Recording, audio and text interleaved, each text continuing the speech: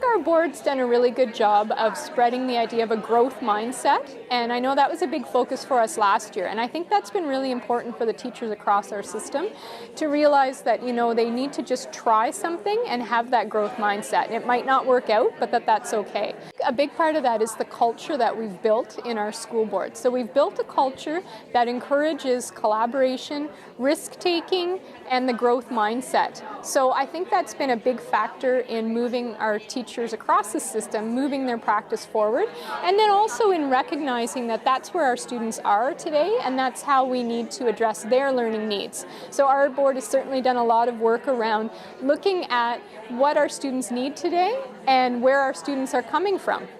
I would say absolutely allowing our teachers the opportunity to take those risks and to move forward with their learning and to try things with their students and supporting them in that. I think that's been really important for us.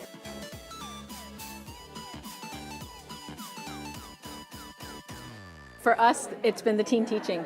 When we started on some of these things, it's very scary, but when you have a partner to do it with, you're like, okay, let's try it. And then you have the support of each other. You have someone to also monitor saying, oh, we really need to try this the next time. And we've been way more courageous because we're trying it together. If it doesn't work, we can figure it out together. If it does work, we can celebrate together.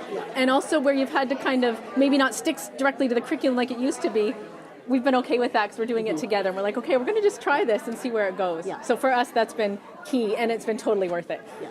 And I think teachers need to be comfortable with being uncomfortable. So be uncomfortable. Don't worry. Just listen. Just really listen. Try and follow the students' thinking and get excited about what's coming from them. They're the leaders, and we help facilitate. So. Yeah. But you got to be comfortable being uncomfortable for a while. And if there's anyone at all that you can work with to help build the enthusiasm, and we get more curious, we get more interested, we get more energy as teachers from that process. So yeah, team teach.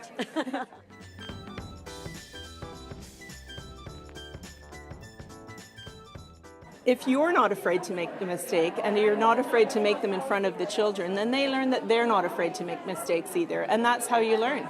Research has shown that your brain grows when you make mistakes and you learn from that. So they don't learn if they know everything right off the bat. So that's the best way to teach them, is by making mistakes and learning yourself.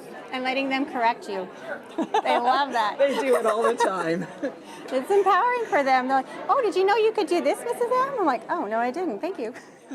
Embrace it. You embrace it and go with it. Sure. We're lifelong learners.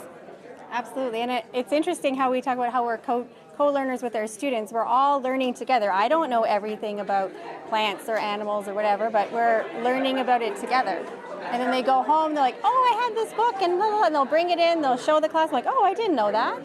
And I think it's really exciting for them to be able to share something that the teacher didn't know. That's right. And we have to keep in mind, they're digital natives. We're not.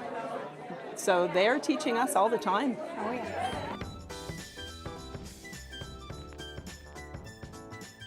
For myself, I feel like the transition was a lot easier than I had anticipated. I had a bit of anxiety going into the BYOD, just thinking that it was going to be, more difficult than what it was. But as it turns out, I think because the kids do have a lot of experience, that it was a pretty smooth transition. Yeah. That's how I feel. Yeah. I feel very encouraged by the board, not forced into something, but this idea was brought forward last year by an administrator, and it was kind of nurtured and developed, and then as a staff we really bonded together to generate ideas and to help support each other. Who has a free period? Would you be willing to support so-and-so who feels like they need a little extra hand in it?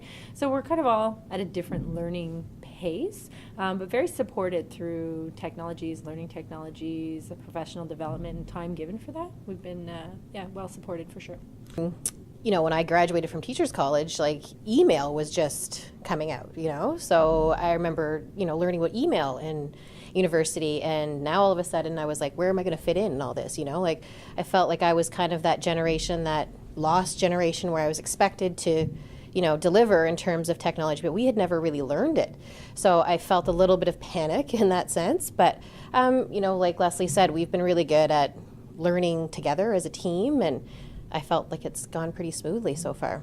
It's been pretty easy. Yeah, and I really like the idea that if we don't know something, we can ask our students to help. Say, hey, oh, do you guys know how to do this in Google Docs? And they have so many resources that they support you. So as long as we go in with the idea, we have a good idea of what we want to do, we have logic behind our teaching practices, how can we utilize our students' knowledge to support us with the technology aspect? And the collaboration is really exciting with students.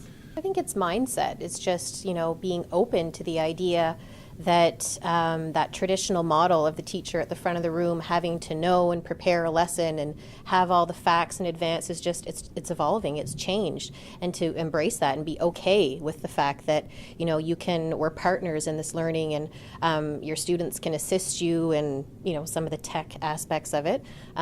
Good teaching is still good teaching, and good teachers are still good teachers. It's kind of the traditional meets the new, which is kind of where the magic happens. Everyone has their comfort level as to where they are. Some people are a little more resistant to that traditional model and how they view teachers and good teaching. I think if you just, there's always going to be things that work, and you don't have to let go of those things. You can hang on to what you feel has worked for you for, years gone by. It doesn't mean you're letting go of all of that. It just means that you're shifting and you're adapting, you're evolving. So it's not, I think people are fearful of letting go, whereas, it's adding to. It's not necessarily, letting go of something. Yeah, I think it's important that we use the tech to augment our programs, not replace our programs. So we can continue to do models that have worked in the past, but how can we bring the technology in to do it in a way that's more engaging, and to do it in a way that the students are interested in what they're learning, but yet still meeting the ministry expectations, our curriculum, and assessment. I would say put your fears aside, because there's a lot of reasons why you wouldn't want to put devices in everybody's hands in a classroom. There's fears over where students are going to go with that. There's fears, again, over the network. Are we going to be able to support it? I think you have to move forward and address those things at the same time. So don't let those be holding you back. You've got to move forward, but recognize that those things are going to come up and you're going to have to deal with them.